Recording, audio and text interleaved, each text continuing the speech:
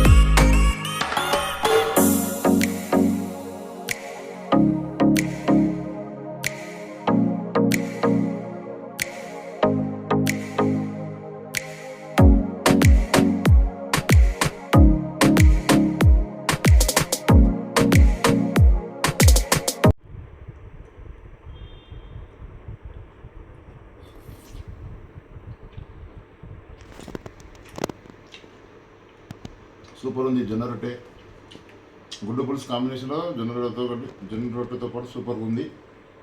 మీరు కూడా ట్రై చేయండి.